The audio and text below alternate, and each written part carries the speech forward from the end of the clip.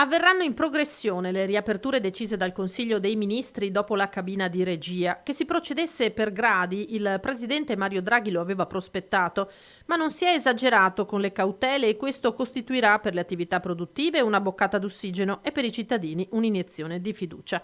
Già da questa sera il coprifuoco sarà posticipato dalle 22 alle 23, mentre da sabato riapriranno nei fine settimana i centri commerciali. Saranno riattivati nel weekend anche gli impianti di risalita nelle località di montagna chiusi dall'estate scorsa.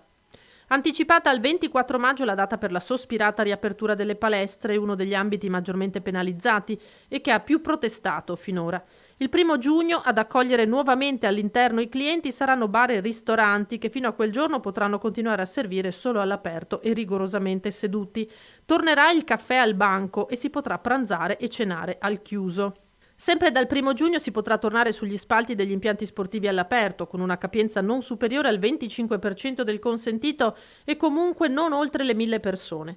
Un altro importante step sarà quello del 7 giugno, quando il coprifuoco slitterà a mezzanotte. Per il Veneto, una delle regioni che dovrebbe passare in zona bianca, dovrebbe venir cancellato del tutto. Un altro mese dovrà aspettare il comparto wedding. Dal 15 giugno via libera alle feste di matrimonio, ma solo se vaccinati, guariti o in possesso di esito negativo del tampone eseguito entro le 48 ore precedenti.